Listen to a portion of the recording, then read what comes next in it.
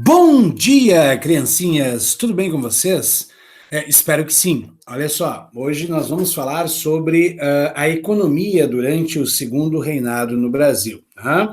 Aula passada nós falamos sobre a questão da política interna aí, né, do Segundo Reinado. Então, basicamente, a economia do Segundo Reinado ela será moldada pela cafeicultura, né? Nós temos aí a introdução do café no Brasil por volta do século XVIII. Né? O café não é nativo do Brasil, ele é nativo da África, né? Mais propriamente da Etiópia. Né?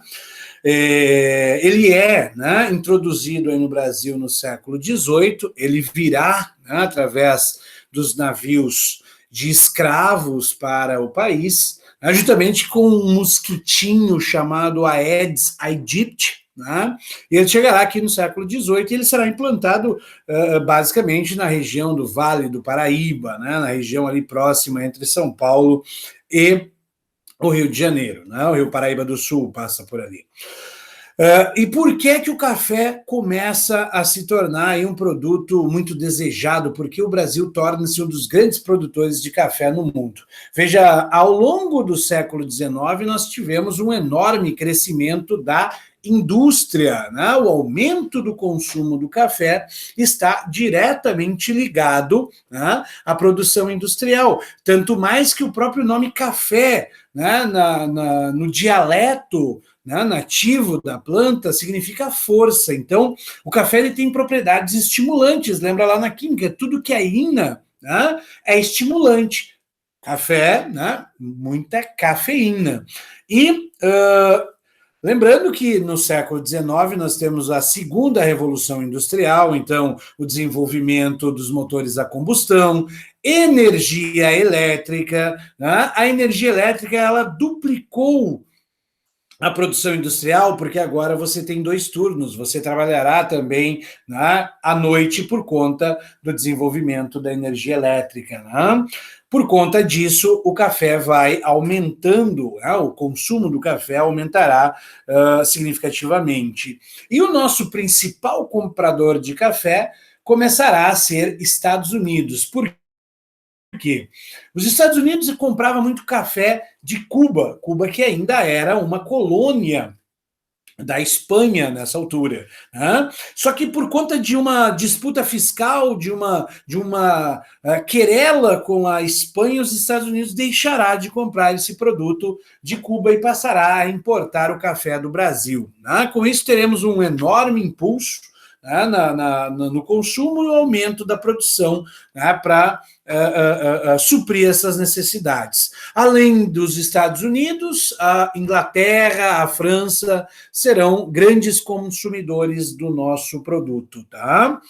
E por que o Sudeste do Brasil será muito propício para a cafeicultura, né? As condições do solo, as condições aí do clima, né, serão muito propícios para a produção cafeeira, né? Além, claro, das condições estruturais. Como assim condições estruturais?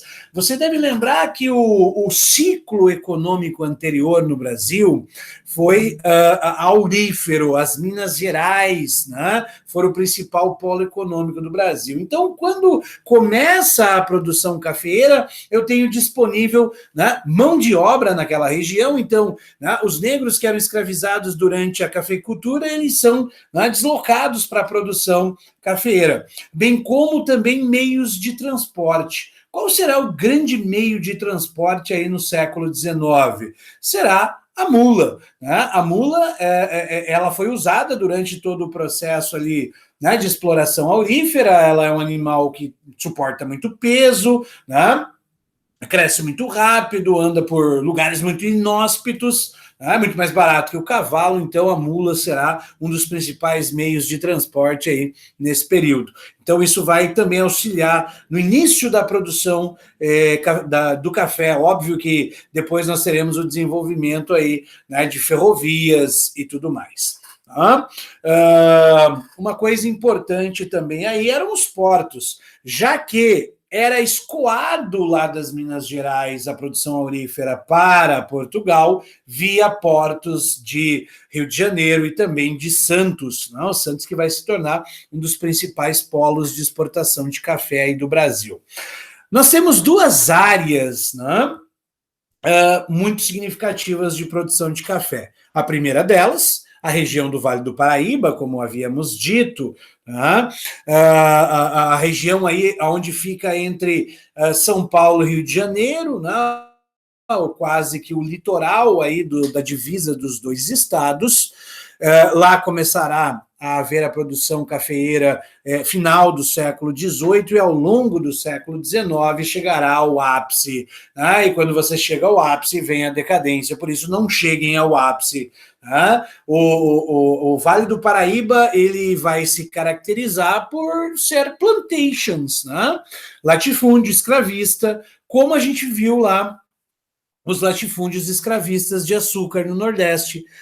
Só vai mudar o produto base, não mais o açúcar, agora será o café. Mas ainda assim, latifúndio, monocultor, escravista para exportação. Né? Não há muitas inovações técnicas naquela região porque a mão de obra base era de escravos. E uma das formas que os escravos tinham de se rebelar era a destruição de máquinas e o que fosse possível como forma de resistência, né? O que é muito justo, obviamente. Né? Então, o Vale do Paraíba, até meados do século XIX, foi o principal polo de produção de açúcar, de café no Brasil. Tem, inclusive, um livro fantástico que vai relatar a decadência dessa região, como foi esse processo aí de declínio da produção cafeeira, que é um livro do Monteiro Lobato, chamado Cidades Mortas, né? Um livro muito legal para explicar aí, né? Que aborda essa decadência do Vale do Paraíba, né? E a decadência do Vale do Paraíba vai marcar a emergência do Oeste Paulista Novo, a segunda área de cultivo, o ápice da cafeicultura do Brasil, né? Começa aproximadamente aí nos anos de 1850. Houve um aprimoramento técnico naquela região, diferentemente da região do Vale do Paraíba, até porque, né, no Oeste Paulista houve a introdução de trabalho livre, de imigrantes europeus que vinham para o Brasil. A gente vai ver isso melhor no tópico seguinte. Né? Mas muitos italianos vêm para o Brasil. Obviamente não houve o fim da escravidão, mas diminuiu significativamente a quantidade de escravos, né, no Oeste Paulista. Então haverá um número de escravos trabalhando paralelamente a esses imigrantes europeus. Né? E por que o Oeste Paulista vai ter, né, uma cafeicultura tão pujante? Uma das coisas é o solo. Né? A chamada terra roxa.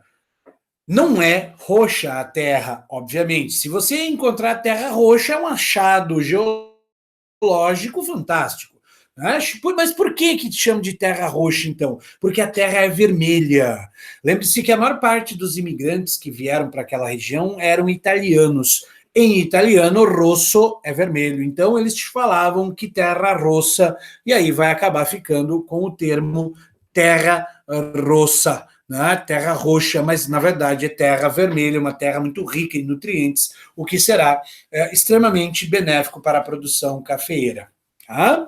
Então aqui, acompanhe no mapa, a gente pode ver, né, a evolução da expansão da cafeicultura. Aqui a região, né, do Rio de Janeiro, Taubaté, a primeira área de cultivo. Depois foi aumentando em direção ao oeste, Campinas. Depois foi, né, avançando cada vez mais para o interior de São Paulo, até chegar no norte, né, do Paraná, até chegar no Mato Grosso, até chegar em Minas Gerais, que vão ser as grandes áreas, né, de produção de café, como a gente pode notar pela legenda desse mapa.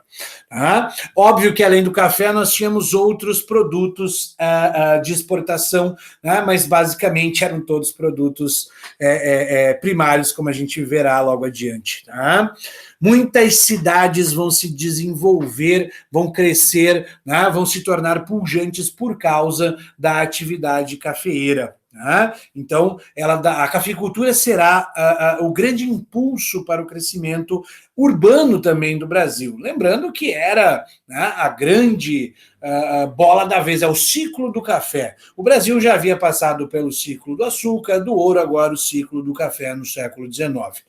Isso vai levar a um aprimoramento muito grande, a uma modernização, né, em algumas estruturas da sociedade, em outras permanecerá conservadora, né? Uma modernização conservadora. É um oxímoro, são palavras que anulam-se, né? Tipo um grito silencioso. Não existe grito silencioso, mas a gente usa esse termo modernização conservadora para explicar o que aconteceu no Brasil. Como assim? Veja, nós temos um grande desenvolvimento aí nos transportes, chegam as estradas de ferro, a modernização dos portos, obviamente pensando em levar a produção de café para o exterior, né? As estradas de ferro, elas se espalham, né, pelo interior para ligar a área produtora de café até a área, né, exportadora de café, do produtor para o porto. Nós temos também o desenvolvimento na área das comunicações, o telégrafo, né? Surgem os telefones aí no Brasil e, sobretudo, as atividades urbanas que serão paralelas à cafeicultura, né? Muitas cidades vão se especializar aí no beneficiamento do café, na torragem do café, em estocar o café, como, por exemplo, São Paulo. São Paulo será a cidade de São Paulo será um grande entreposto entre a área produtora de café no interior e Santos, que era o escoadouro, né, do café aí para os Estados Unidos e para a Europa. Teremos também um grande impulso no comércio, no sistema bancário, né? Nascem as primeiras indústrias no Brasil aí, nós vamos ver logo em seguida um grande impulso na indústria no Brasil nesse momento. Ainda não é um processo de industrialização, mas é um primeiro impulso na indústria, ok? Tivemos uma modernização do sistema agroexportador por conta exatamente, né, do desenvolvimento dos transportes, né, entre outras coisas, dos portos, mas ainda assim permanecemos uma plantation. Né? Lembre-se, só alterou o produto, mas continuamos a ser, né, latifúndio, monocultor, escravista para exportação. Não mais de açúcar, mas agora de café. Então, embora nós tivemos, né, uma modernização aí no setor agroexportador, não virou uma indústria. O Brasil não se industrializou. Quando a gente compara, né, o crescimento econômico do Brasil com o dos Estados Unidos, se a gente colocasse um gráfico, né, os Estados Unidos terá uma constante. O Brasil vai produzir, né, um crescimento muito rápido por conta da cafeicultura, mas ele não foi constante, ele manteve, né, a constância. Lembre-se, mantemos o modelo de plantation. Não mudou absolutamente nada a não ser o produto, mas a lógica, a estrutura ainda será a mesma, ok? Também tivemos aí, então, como havia, né, frisado, outros produtos, mas eram todos primários. Observem, o café de longe, o principal produto de exportação, mas, né, também tivemos o açúcar, ainda um produto primário, o cacau, a erva mate, o tabaco, o algodão, borracha, couro e pele. Veja, todos os produtos que o Brasil exportava eram produtos primários, né? Não tinham valor agregado. O Brasil era um produtor ainda de matérias-primas e destinava-se à exportação. O mercado interno no Brasil era muito restrito. Por quê? Porque a maior parte da população ainda constituía-se de escravos. E escravo não tem salário, por conta disso, consome muito pouco. Também tivemos aí um surto industrial bastante significativo, né? Esse surto industrial no Brasil é chamado de Era Mauá, por conta de um dos maiores nomes, né, do capitalismo brasileiro nesse contexto, talvez o maior capitalista do século XIX, Irineu Evangelista de Souza, né, o barão e depois o visconde de Mauá. Veja, é chamado de Era Mauá porque ele construiu um dos maiores conglomerados econômicos do Brasil. Tá? A fortuna dele foi 2 vezes maior do que o Brasil arrecadava no ano. O caixinha dele era maior do que o Brasil 2 vezes. Ele se espalhou por 17 países. Ele tinha fábricas, bancos, ferrovias, né? E por conta disso é que vai nomear esse surto industrial. A Era Mauá é um momento aí que a indústria vai florescer no Brasil, mas logo depois vai murchar e nós vamos ver por quê. Desde que o Brasil, né, se tornou independente, manteve-se uma taxa de imposto sobre produtos estrangeiros no 15%, aquilo que a Inglaterra pagava para Portugal, e depois vem a reedição, né, daquele Tratado de Comércio e Navegação que nós vimos também esse ano lá no primeiro reinado. Né? Então, em 1844, no intuito de aumentar a arrecadação do Estado, notem, né, não era a ideia inicial não era para ser uma tarifa protecionista, ela acabou se transformando em uma tarifa protecionista. A tarifa Alves Branco ela tinha por intenção aí aumentar a arrecadação do Estado do brasileiro, né, do Estado com E maiúsculo, através da taxação de produtos importados, né? E não só, obviamente, mas sobretudo dos importados. Então, todos os produtos que não eram fabricados no Brasil, ou seja, não havia similar aqui, eles vão passar de 15% para 30%. Então, por exemplo, para a Inglaterra, né, vender aqui, teria que pagar um imposto de 30% sobre o valor da mercadoria, o que obviamente deixou os comerciantes ensandecidos. Né? Isso beneficiaria, o Estado beneficiaria, né, alguns empresários, né, alguns donos de indústria, mas os comerciantes, né, que eram o principal setor paralelo ao da agricultura, não ficaram muito satisfeitos. Pior ainda para os produtos similares, aqueles que eram fabricados no Brasil. Né? A taxa passou de 30% para 60% sobre o valor da mercadoria. Né? Obviamente que isso encheu os olhos de alguns empresários ou de alguns possuidores de capitais, vamos usar esse termo, né?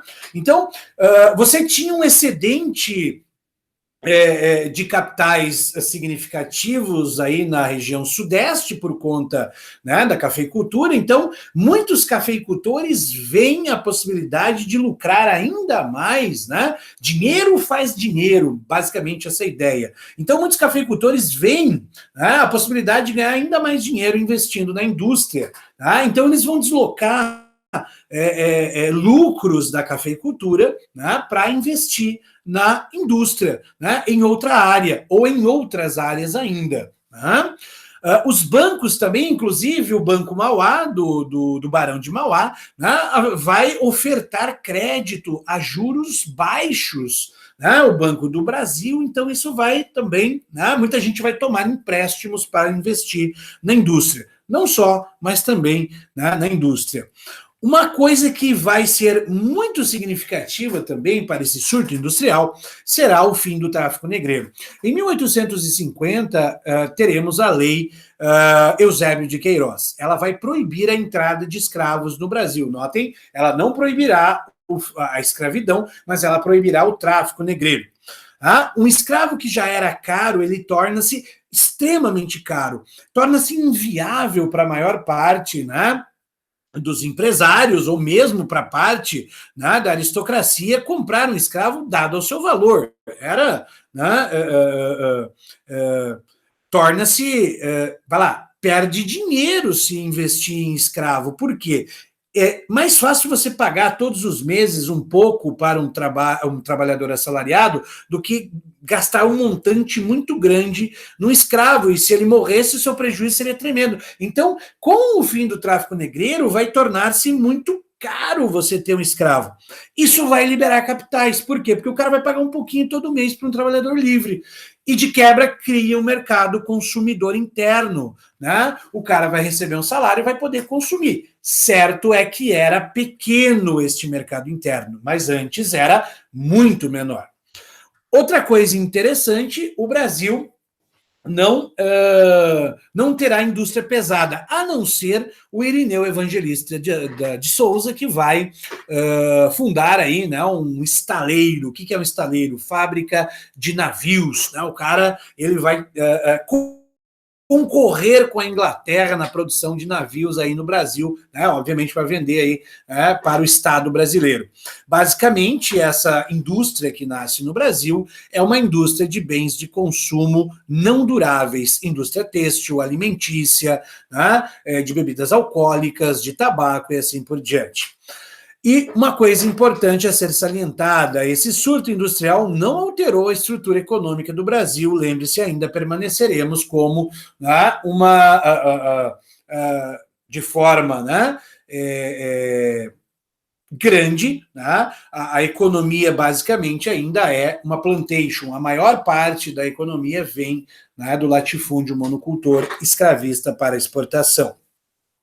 E por que não temos essa mudança na estrutura econômica brasileira? Primeiro, o mercado consumidor era insuficiente, né? Mesmo você criando um mercado consumidor, ele não consumia, né, o que era produzido no Brasil de forma total, né? Você ainda tinha muitas empresas trabalhando em capacidade ociosa porque não tinha, né, mercado consumidor.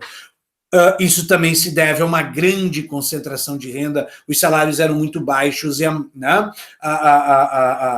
a classe média ela era praticamente inexistente, né? Você tinha aí uma elite latifundiária que concentrava muitas rendas.